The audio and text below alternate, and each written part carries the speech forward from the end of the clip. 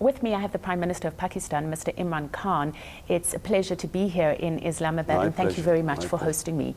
The issue of Kashmir is back in the headlines. This is a territory that is split between India and Pakistan and has been since 1947, and numerous clashes and skirmishes have been fought there.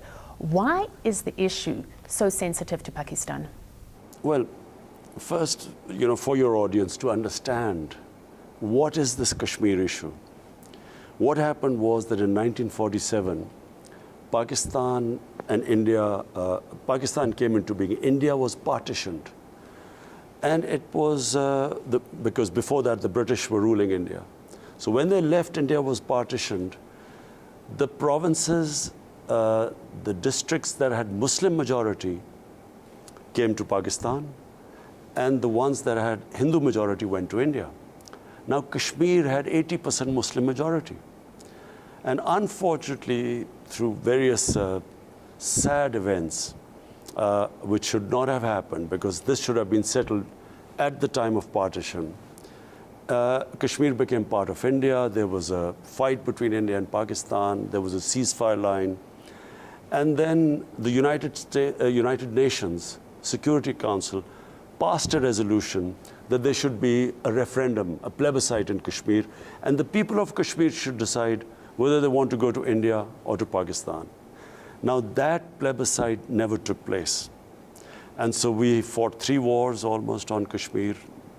And the last one was almost 50 years ago.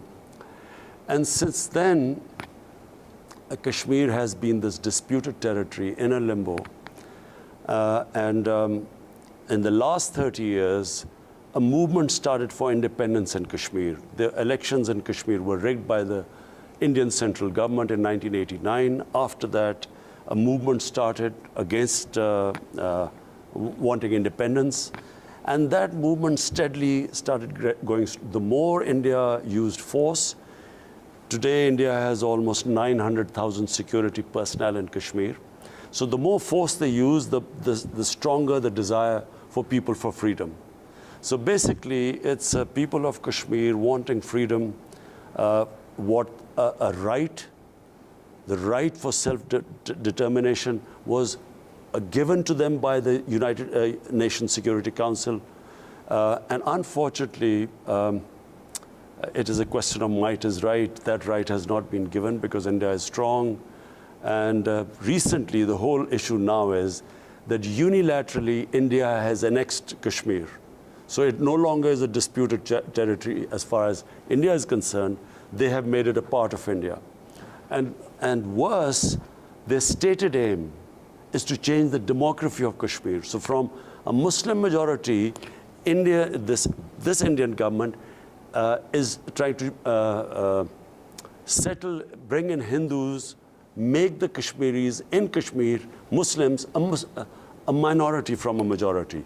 And so, naturally, I mean, this is not going to be acceptable to the people of Kashmir.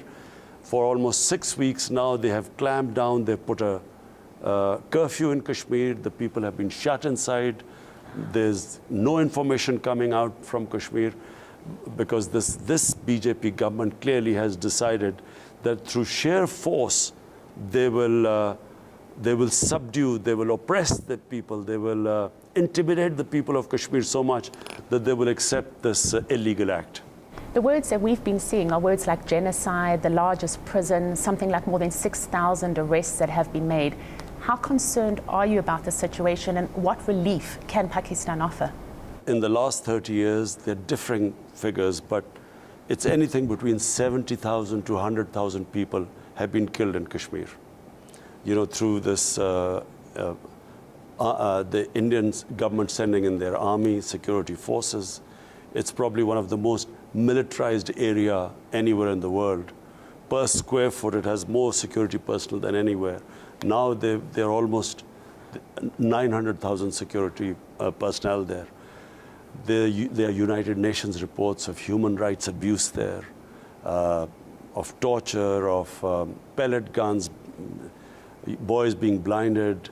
Their entire political leadership is under arrest, taken out of Kashmir. Apparently, there are some 4,000 people have been picked up from Kashmir and taken out. So it couldn't get any worse. What they are doing, what the BJP government is doing in Kashmir, is not only have they violated the international law, the United Nations resolution. The other bilateral agreement between Pakistan and India, the Simla agreement, that's been violated. They've gone against their own constitution. The Indian constitution guaranteed the people in Kashmir a special status. That status has been taken away. They've actually gone against what the founding fathers of India, Pandit Nehru, the first prime minister, what they had promised to the people of Kashmir, they've gone against that. What we fear now is that this current BJP government is now going to use force. We fear that there will be oppression unprecedented. Already, as I said, between 70,000 to 100,000 Kashmiris have been killed. But what they are going to do now, we fear that this is out-and-out genocide. Why have they clamped down on media? They don't allow any media to get in there. Nothing is coming out of what is happening in the time they've imposed this curfew and these extra security personnel there. They did not even allow the leaders of the opposition parties to visit Kashmir. They didn't allow them there. So what are they trying to hide? Sadly, I would have expected the world to react much more than it has. Why do you think the world hasn't reacted? I feel that, markets, trade, material gains, I'm sad to say, are much more important than human beings. This is a classic case that everyone, this is, if ever there is a violation of human rights, a violation of international laws, this is what's happening right now. The Fourth Geneva Convention, Article 49, I think, it's a crime to try and change the demography of an area which is a disputed area, which does not belong to India. And to change the demography of that area is a war crime. So, here is a government which has broken every law, every humanitarian law. And unfortunately, so far, the response of the international community is not what we expected. The United Nations rights chiefs called for an international commission of inquiry to be set up. It almost suggests that the situation there is as bad as it was or has been in Syria. Would you say that it could be that bad? Well, it could be much worse, because all we know is 8 million people are under siege. And no news is coming out of what is happening to these people. Now, 8 million people, and I'll just digress. Let's just look at the BJP government which is doing this. You would not expect in a normal democracy for a thing like that to happen. But my fear is that India has been taken over by an extreme ideology, the RSS ideology. Now, for your viewers, it's important to understand what is RSS. RSS was a political party which came about in the 1920s, inspired by Adolf Hitler and Mussolini, by the Nazi Party. This party believes in racial superiority, in the racial superiority of Hindus. It does not consider other minorities as equal citizens. This is the manifesto, the ideology of the founding fathers of RSS. This RSS was an extreme organization. And as I said, it believed in the final solution, what Hitler did to the Jews. But this RSS ideology is what assassinated Mahatma Gandhi, probably arguably India's greatest leader, who played the biggest part in the freedom of India. Gandhi was assassinated by an RSS ideologue. This RSS was banned in India 3 times as a terrorist organization. And unfortunately, this RSS has taken over India. You see, every human society has its extremes, its liberals, and then majority are moderate. Problem happens in a human society when an extreme takes over that society. This is what happened when the Nazis took over Germany. This is exactly what is happening in India right now. They are being governed by this extreme ideology which does not recognize their constitution, international law, human rights, what the promises were made by the first Prime Minister to the people of Kashmir.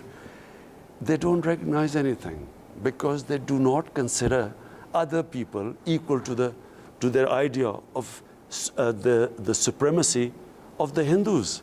So this is, I fear not just for people of Kashmir, I fear for what is going to be happening to almost 200 million Muslims who live in India, to the Christians who live in India. I fear that this ideology will be in past, whenever it has taken over a country, it's extremely destructive because it excludes other people. It's not an inclusive ideology. India is a huge country, 1 billion people plus, taken over by this mindset. I think it spells danger not just for Kashmiris, not just for the minorities specifically. I mean, 200 million people, Muslims living in India. This is not a small number. I believe they're all at threat. And what is happening in India, if you can verify this, there are journalists in India, you can verify this is not the India I knew. I knew India very well. I used to play cricket there. This is not the India I knew, and I'm afraid this is not the India of Nehru and Gandhi, the founding fathers of India.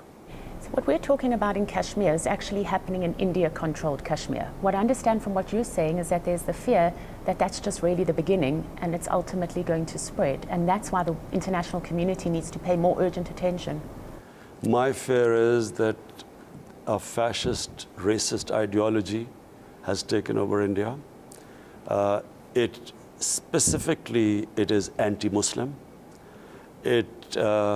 And if you read the accounts of their founding fathers, they openly considered the Muslims as who should have been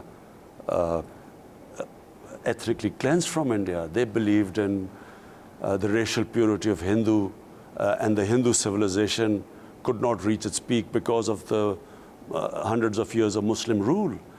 They openly talk about teaching the Muslims a lesson. I'm afraid the Prime Minister, Narendra Modi, belongs to this RSS ideology. When the Gujarat riots took place, I believe in 2002, he was the Chief Minister. For 3 days, they did not allow, they allowed these mobs a free rein to spread terror, kill thousands of Muslims. 100,000 Muslims were made homeless. So I fear that this ideology will not just stop in Kashmir. I feel that they will, Pakistan is at threat. They will try to take the world's attention from what is happening in Kashmir by diverting attention to Pakistan by some sort of a false flag operation. By that I mean they will blame Pakistan for some incident that might happen in Kashmir and divert attention by, like they did before in February, they attacked us when a suicide attack took place in Kashmir. I fear they will do the same again. Because what we're hearing from India's National Security Advisor is that they'll only lift the communication sanctions and the communication restrictions that you referenced once Pakistan stops sending what they call terrorists across the border and stops fomenting unrest. You see, this is what we expected. In February, what happened? A 20-year-old boy blew himself up and killed Indian soldiers. Now that Kashmiri boy, the parents said was brutalized by the police, radicalized by the security forces. They blamed Pakistan for that. We immediately asked them, look, if you have any proofs, we will take action against the people. They sent their jets to attack Pakistan, and few days later came these proofs.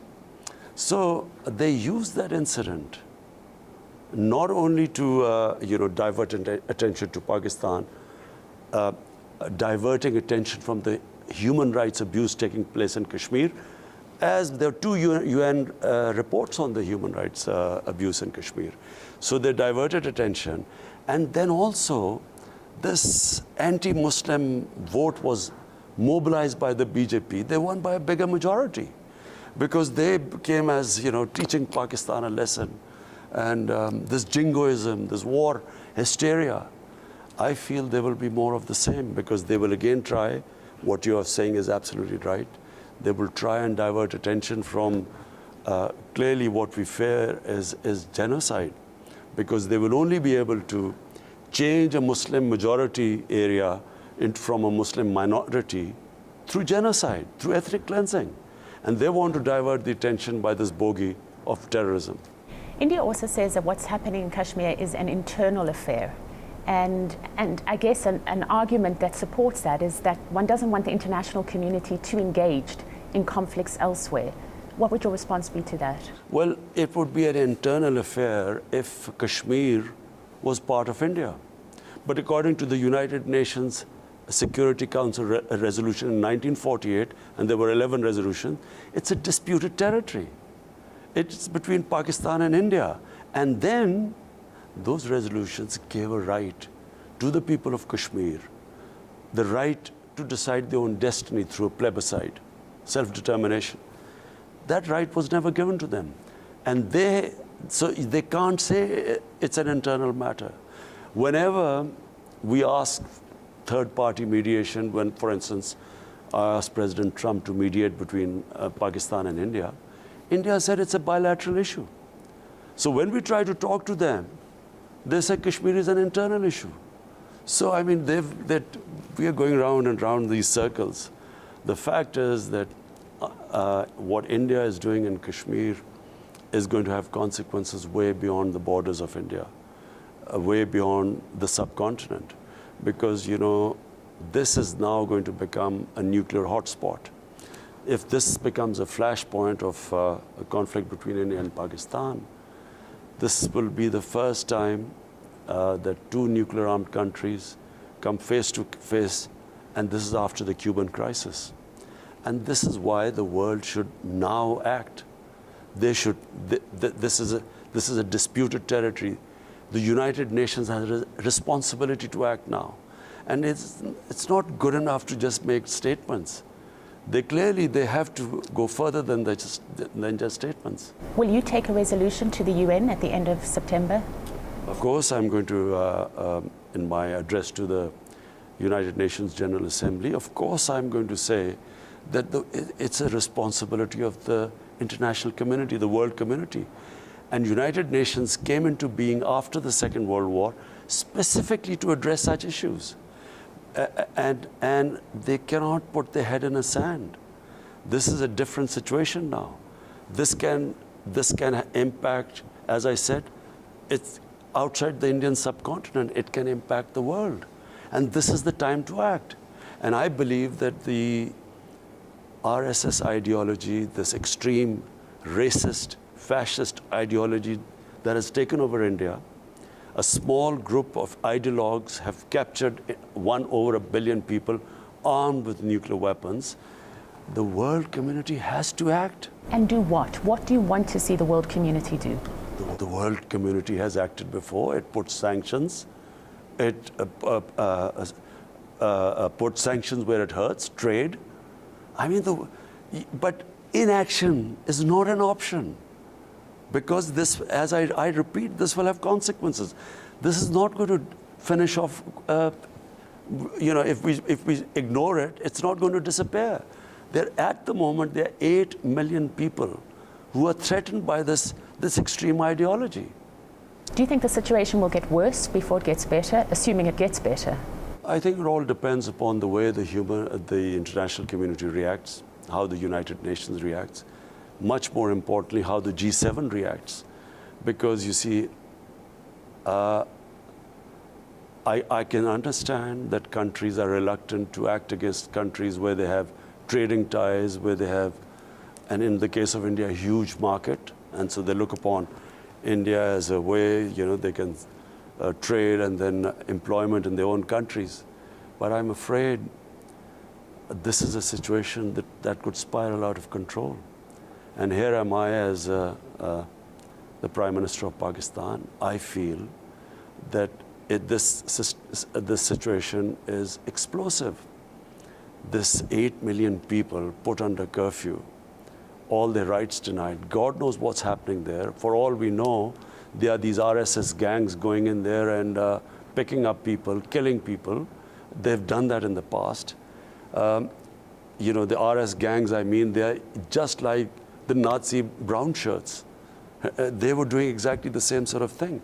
These people have been trained in RSS camps, you know, who have all over India terrorized people.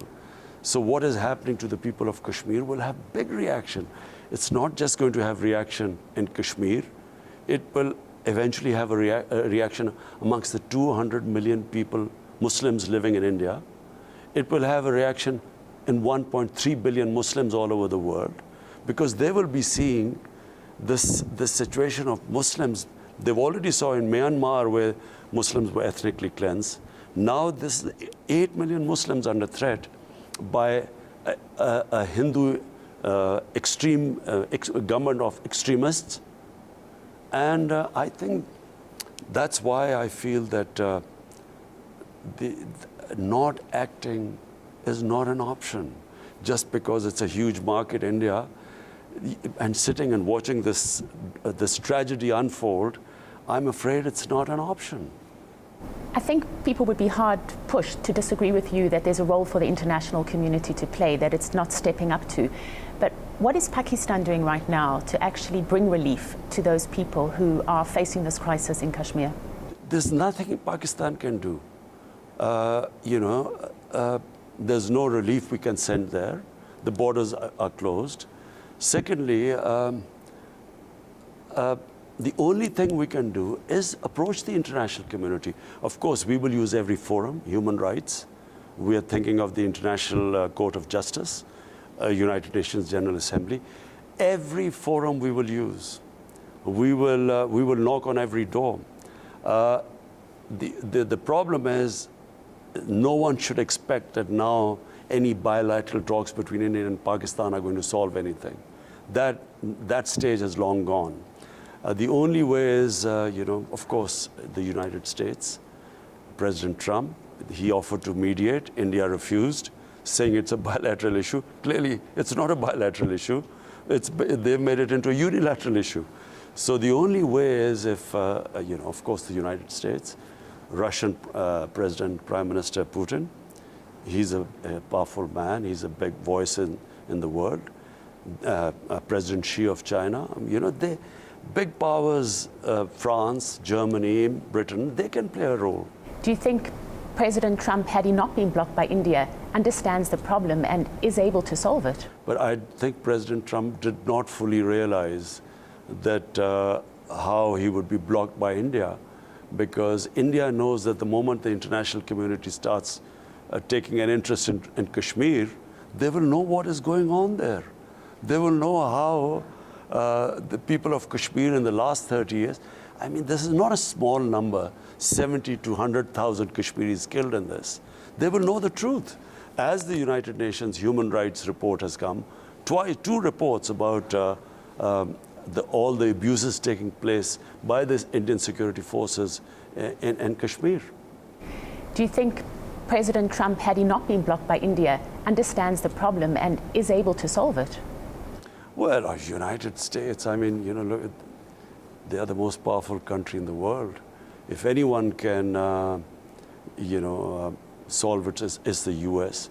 But then U.S., if it puts its weight behind the United Nations, and then, it can, the other countries, Russia, China, the European countries, they have to understand, look, it's very important to understand this problem could spiral out of control. And spiral out of control, I mean, you hope for the best, but people should be prepared for the worst. The worst in this case is the unimaginable. Two nuclear-armed countries getting into conflict. Mr. Prime Minister, what do you think is the solution for Kashmir? There is only one solution. what the United Nations Security Council had promised the people of Kashmir, the right for self-determination. Let them decide what they want. This is what democracy is all about. And you think one day we could see potentially a sovereign Kashmir? I'm an optimist, born optimist. Remember, I was a sportsman, and sportsman has to be optimist. I believe that, the government of Narendra Modi has made a huge mistake. What they have done is they have taken a step where if they go all the way, they will have to massacre at a level which clearly will be unacceptable even right now when the world is sitting back. If they conduct a massacre to actually subdue the people, to intimidate them enough to accept, them becoming a minority and accept that they will be enslaved for the rest of their lives, I think that sort of step will not be accepted by the world community, even if the world community is quiet today. If he now steps back, the way they have, this curfew and what they've done to the people of Kashmir, if there were any of those doubters in Kashmir before who would have believed that they could live with India, even they would now all be wanting freedom. So the freedom movement would be so explosive now that I think it would be almost impossible for India not to grant them the right for self-determination. Whether it's the Americans or the Russians, if there was mediation taking place, no doubt both sides would have to sacrifice something.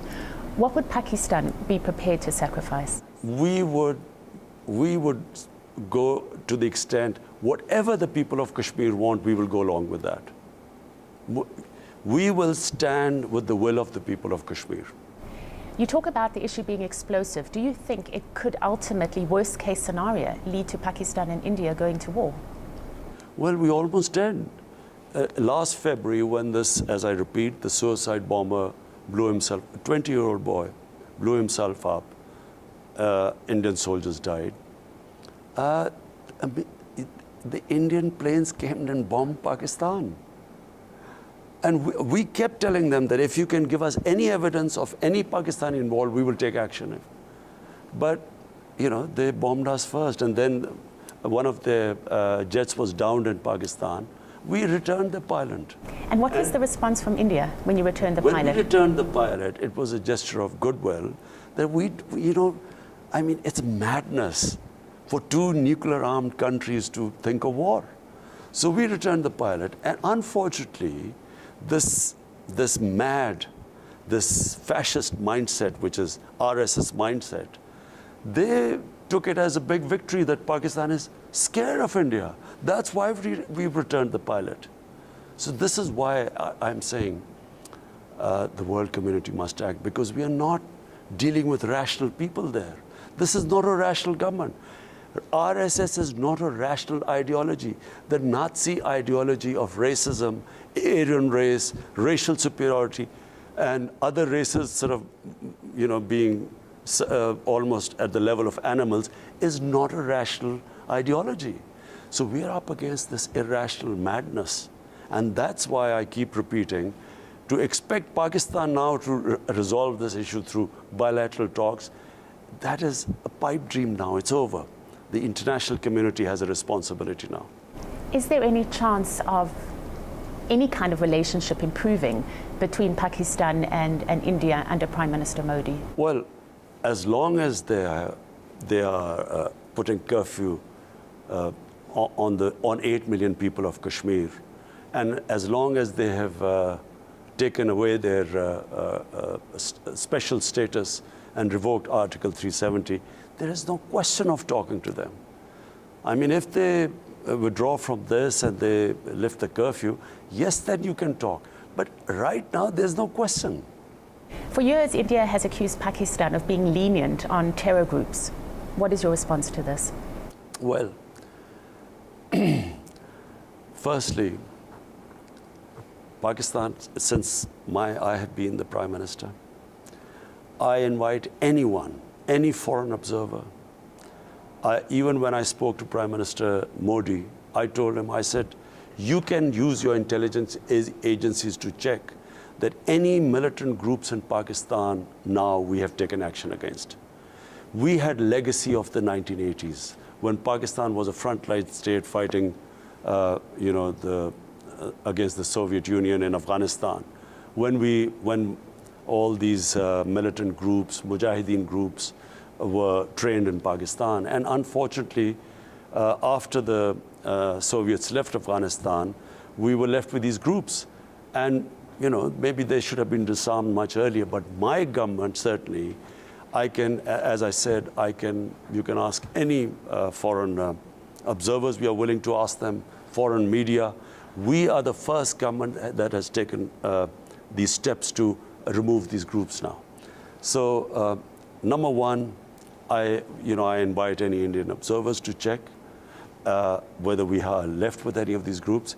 But much more importantly, we have certain problems with India. They have been through Afghanistan. They have been conducting terrorist attacks, and especially in Balochistan, in our tribal areas. So we have a lot of complaints there too. That's why we wanted to, immediately when my government came into power, we said, let's talk on terrorism. We have certain complaints. We have got this spy who admitted that he is funding groups in Balochistan and in Karachi. So let's both sit down and erase the past and move forward. A Pakistan cleric, Maulana Abdul Aziz, recently called for jihad on India. Previously, this man has openly talked about supporting Osama bin Laden. Can you say without inhibitions that this man does not speak for all of Pakistan? Look, if you want to quote people like him, let me just quote a BJP, this RSS a chief minister of the biggest province, UP. UP is the biggest province. The chief minister of the province, apart from the language he used against Muslims about how they should be taught a lesson and so on. And the chief minister of the province said that Muslim women should be dug out of the graves and raped. This is a chief minister. I mean, if I start quoting members who sort of say that let's go to Kashmir and take these fair-skinned Kashmiri women, I mean the sort of comments that are come out are frightening.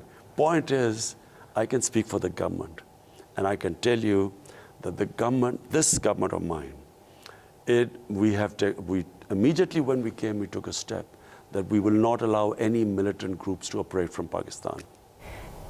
Please don't be offended by the question, but there are some critics who say that Pakistan keeps Al-Qaeda alive because doing so it is able to continue getting money from the United States. Why has Pakistan not been able to defeat Al-Qaeda and the Taliban after all these years? Number one, Al-Qaeda does not exist anymore. This idea that we would use Al-Qaeda to make money. I mean, what Pakistan in the war on terror, when we participated in the US war on terror, Pakistan lost 70,000 people. We had 70,000 casualties in the war. Secondly, this country lost over $100 billion. Our economy lost over $100 billion. The aid which we got was $20 to $30 billion at most to fight this war. The country lost far, far more than any money we got. And in terms of human lives, I don't think any country lost so many human beings as we did in this war on terror. So this is just, this nonsense that we would keep Al-Qaeda alive. And then other thing about Taliban, at the moment, Pakistan is playing its role in what it should always have played its role in bringing peace in Afghanistan. Unfortunately, our governments kept trying to, fight a war which was not our war. And in the end, as I said, we are the country that suffered.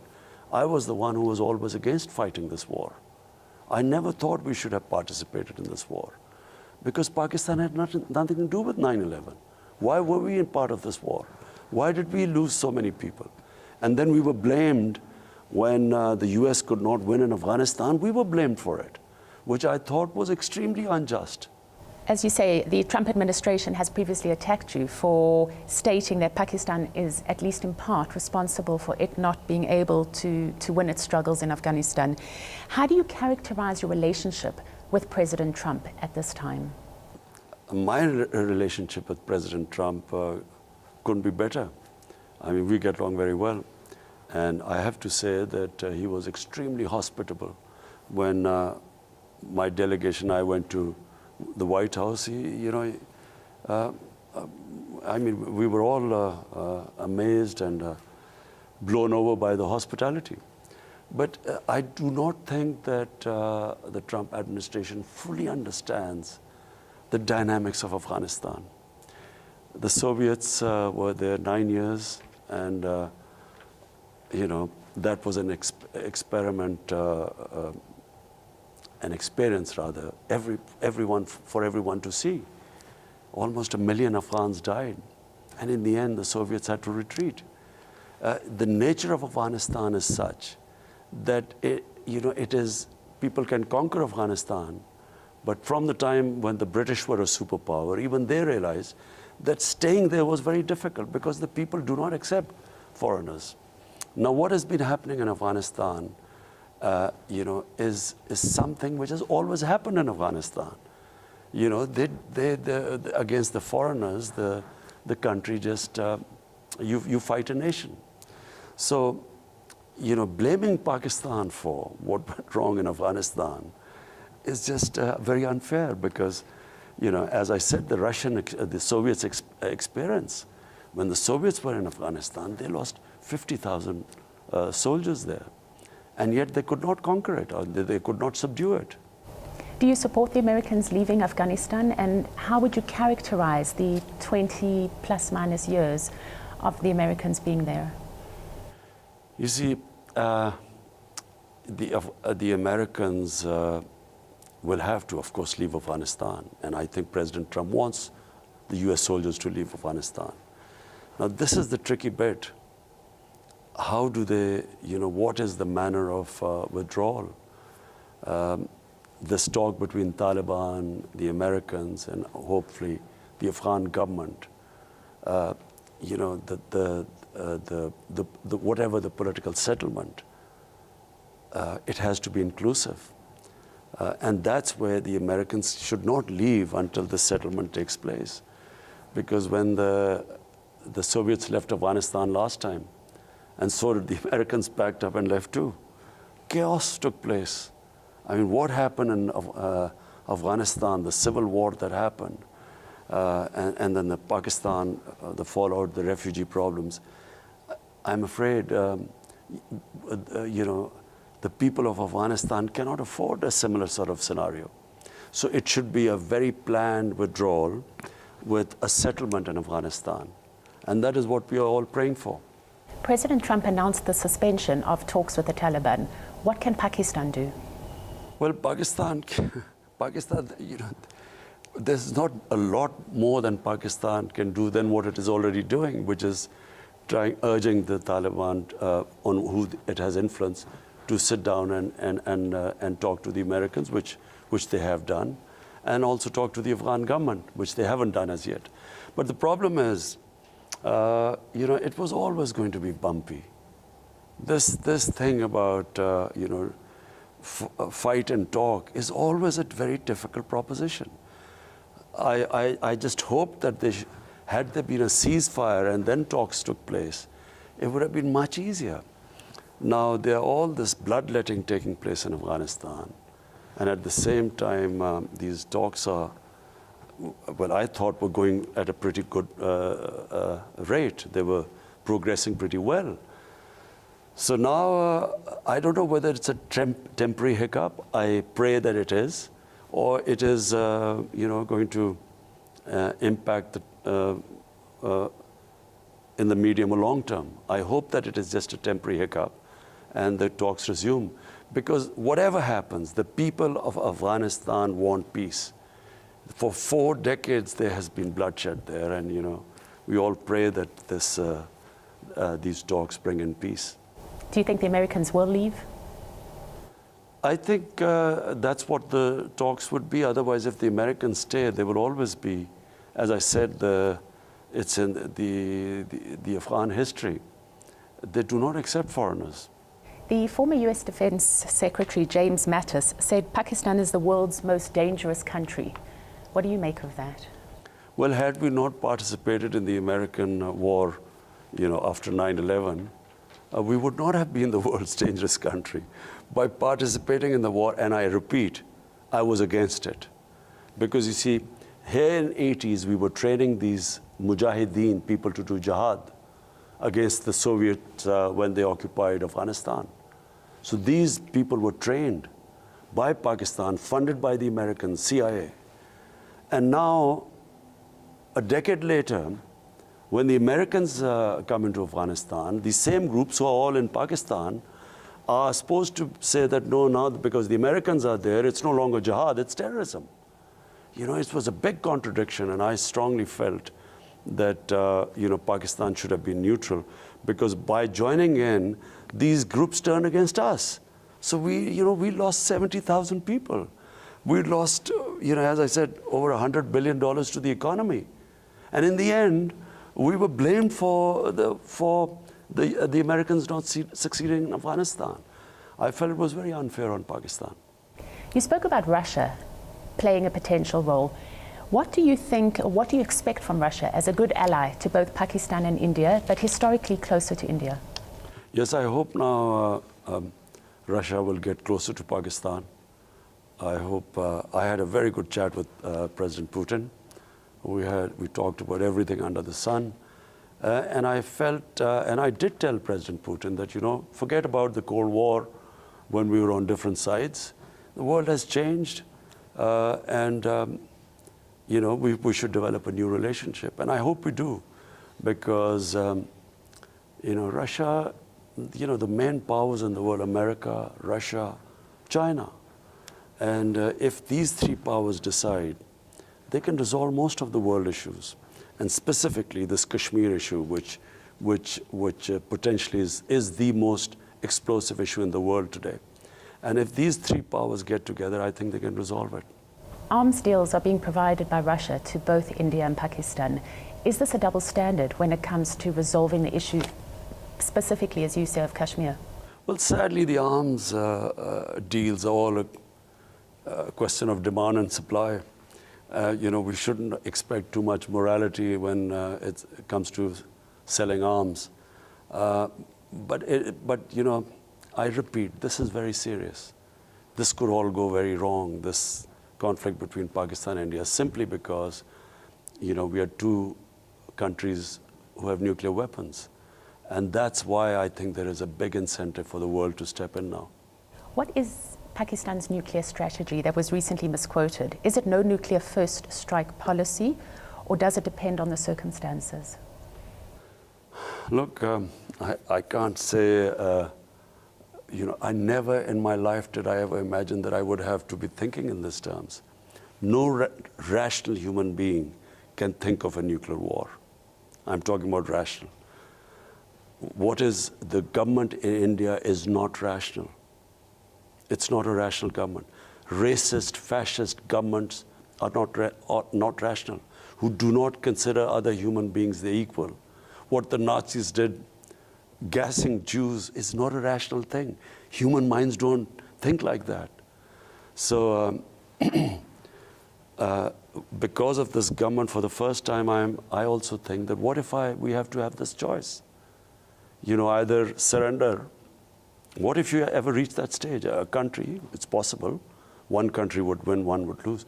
But in this case, what if you are left with a choice of surrender or fight to death? And for a nuclear country to fight till death, it has implications for everyone. No one wins that war. You mentioned earlier, having been a sportsman, one has to be optimistic. How would you compare the world of cricket and the world of government? The only thing, cricket or sports, the only thing that teaches you is the ability to struggle. No one reaches the top in international sport until they have that ability to keep taking the knocks, struggle, fight, pick yourself up from setbacks, learn from your mistakes. These are the lessons sports teaches you when you compete at the high level. But this is something which is invaluable anywhere, whatever you do in life. When you were 20, what advice would you give yourself at that age? When I was 20, I had, I was actually trying to finish my university education. And I was in this dilemma where I had this passion and obsession with cricket, I was on the verge of entering big-time cricket. And then I also wanted to complete my studies. So I would give myself the advice that I have to finish my studies because this will help me in cricket, because studies will teach me how to analyze my game better than other sportsmen, because that's what university education helps you. You have that ability to analyze your mistakes better than others, and then pick yourself up and become better than before. Mr. Prime Minister, it's been a pleasure talking to you. Thank you very much for your time.